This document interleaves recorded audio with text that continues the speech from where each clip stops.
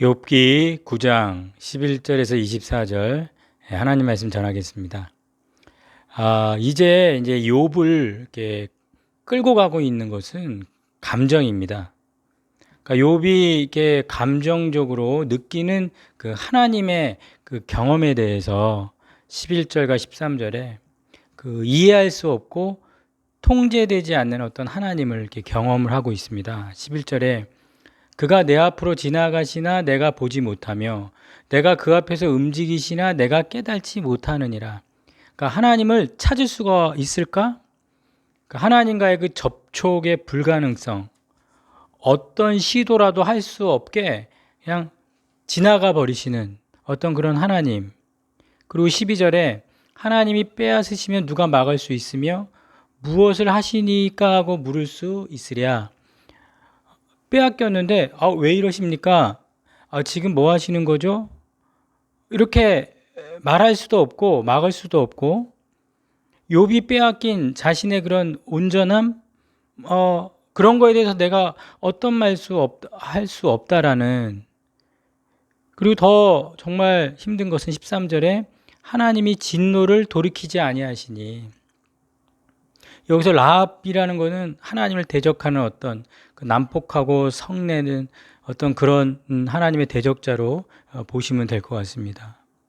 그 라합을 돕는 자들이 그 밑에 굴복하거든. 그러니까 그런 사람 존재들도 하나님 앞에 굴복하는데, 그러니까 가장 힘든 것은 하나님의 분노입니다. 모든 시도를 무색하게 하고 어떤 그 강력한 분노.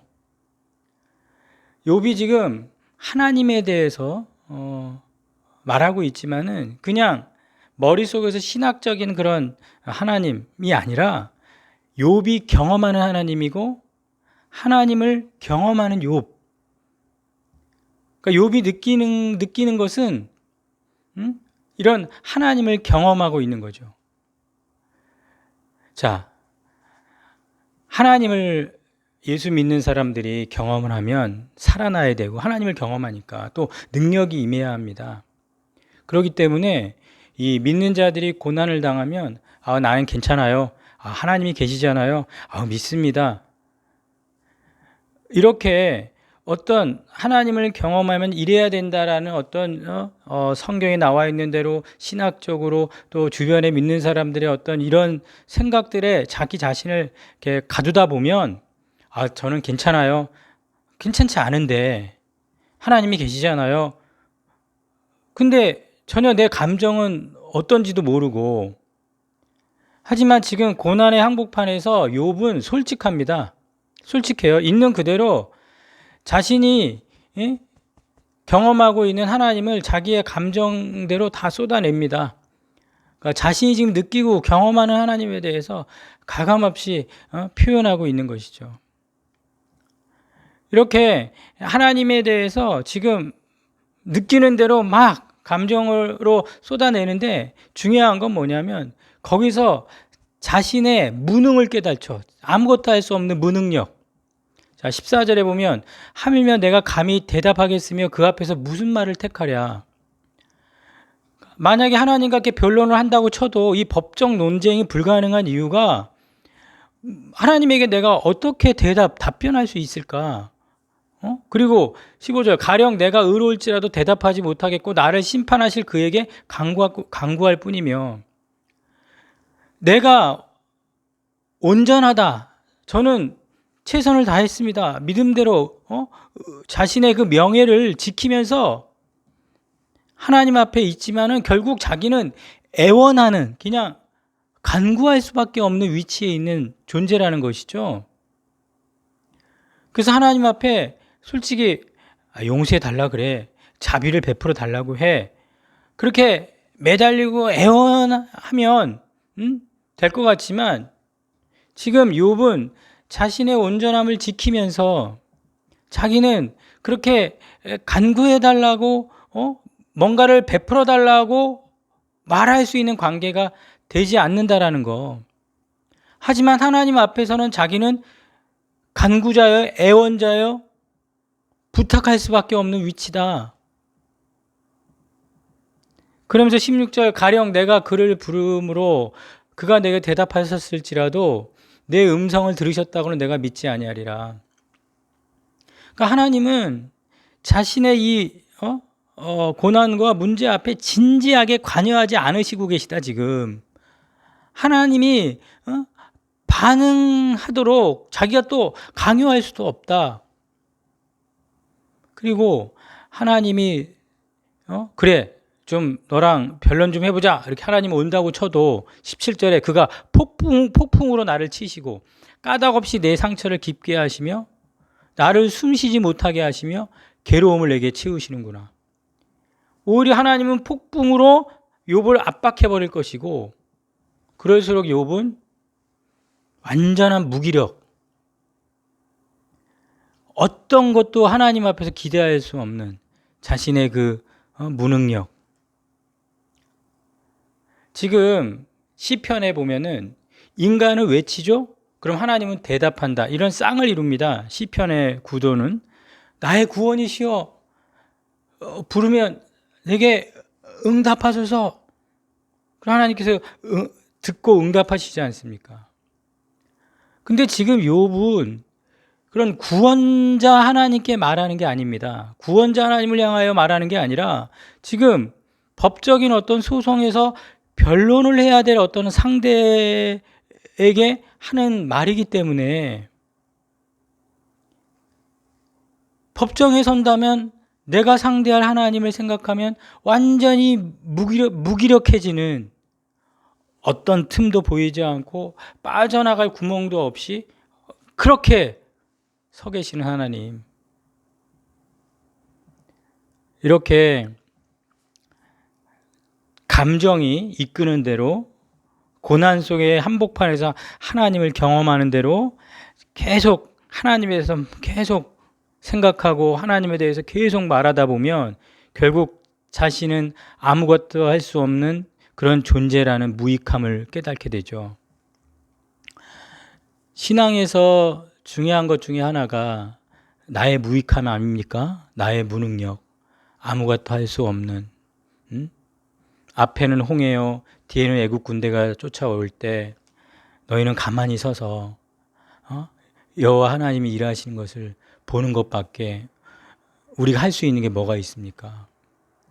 그래서 어떻게 보면 고난 중에는 고난의 한복판에서는 이 감정이 우리를 막 하나님께 쏟아내는 하나님에 대한 고백, 하나님에 대한 생각, 하나님에 대한 집중, 그것을 통해서 자신의 무능과 아무것도 할 수 없는 상태는 축복이란 사실입니다. 아무것도 할 수 없는 나 자신을 깨닫는 그 현장은 하나님 앞에 축복이란 사실입니다. 그런데 욥은 그 자기의 무능, 그 상태에서 더 나가는데요. 하나님과 자신은 평등하지 않다. 20절에 가령 내가 의로울지라도 내 입이 나를 정죄하리니 가령 내가 온전할지라도 나를 정죄하리라. 그러니까 하나님 앞에서는 너무 무섭고 떨기 때문에 내 말하는 것조차 제대로 말을 못한다 이 말입니다. 그래서 이제 나는 온전하다마는 내가 나를 돌아보지 아니하고 그러니까 나의 온전함조차도 이제 내 생명을 천히 여기는구나. 그러니까 내 생명보다 내 명예, 내 자신, 나의 온전함이 전부지만 이제 나 자신에게 신경 쓰지 않는다. 그럼에도 나는 나의 온전함만은 지금 붙들고 있는 거 아닙니까? 그러면서 욥이 자신이 지금 흠이 없다는 것과 그런데 절망 가운데 있다라는 이 감정, 이 두 가지를 결합시킨 분이 하나님이시라는 거예요. 흠 없는 자는 누구라도 이런 절망을 느끼지 말아야 하는데 지금 흠 없는 자가 절망하고 있습니다. 만약에 흠 없는 자가 절망하고 있다면 악인은 더하지 않겠느냐? 그러니까 그게 사실이라면 선하든 악하든 똑같이 인간을 향하여 무차별적으로 공격하시는 그 하나님의 어떤 고정된 경향을 보여주는 거 아니냐? 22절에 이렇게 얘기하잖아요. 일이 다 같은 것이라 그러므로 나는 말하기를 하나님이 온전한 자나 악한 자나 멸망시키신다. 자신의 감정적인 그 경험을 근거로 하나님과 세상에 관한 어떤 광범위한 어떤 진술을 이제 추론해 나가는데, 욥의 하나님, 또 그 하나님 앞에 불평하고 있는 그 이유는 그토록 하나님께서 흠없는 자에게 절망을 주시고, 그 흠없는 자가 절망하고 있다면 선인이나 악인이나 온전한 자나 악한 자나 다 벗어날 수 없는 분노의 원칙으로 대하신다면, 그 하나님의 우월하고 확고한 부동한 위치에서 그 마음을 바꾸지 않는데, 결백한 사람이나 불의한 사람이나 똑같이 파괴로만 보답을 하신다. 이거는 도덕적으로 어떻게 이야기하실 수 있겠냐? 변명하실 수 있으십니까? 그럴 수 없는 것입니다. 그러면서 욥은 더 나갑니다. 23절 무죄한 자의 절망도, 또 24절 세상이 악인의 손에 넘어갔다. 욥은 지금 세상이 어떻다라는 어떤 도덕론자로서 세상이 이렇다라고 말하고 있는 게 아닙니다. 하나님께서 그렇게 반응하신다라는 거, 인간들을 무섭게 하고 어떤 그런 분노로 이렇게 대하시는, 그리고 무지한 자나 세상이 악에 넘어가는데 왜 하나님은 무관심하고 계시냐? 왜 바라보고만 계십니까? 재앙들 자체를 하나님께서 직접 무죄한 자에게 막 절망을 주고 악인이 흥하도록 막 악인을 도와줘서 선한 자를 괴롭히고 막 이런 적극적인 하나님의 움직임을 말하는 것이 아닙니다. 왜 하나님 내버려 두고 계십니까? 하나님이 이 사회적인 불의나 압제의 어떤 원인이라고 말하는 것이 아니라, 고난당하는 자의 입장에서, 압제당하는 사람의 관점에서 하나님을 볼 때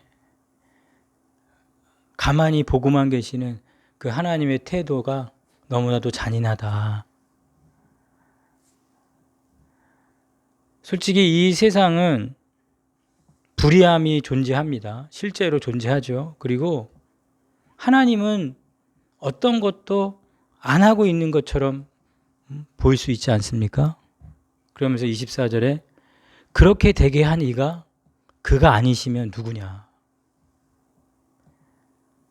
전능하신 하나님, 모든 것을 알고 계신 그 완벽한, 한번 정하시면 바꾸지도 않는 하나님께서 지금 현실에 존재하고 있는 이 불의와 또 이 악인들의 흥함을 그냥 내버려만 두고 계신다면, 그렇게 하시는 이가 도대체 누구냐?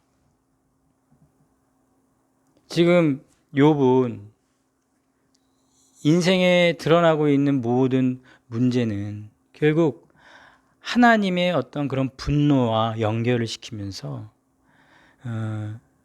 자신의 쓰라린 하나님의 경험을 이제 말하고 있는데, 이렇게 감정은 한쪽으로 치우친 관점을 갖게 합니다.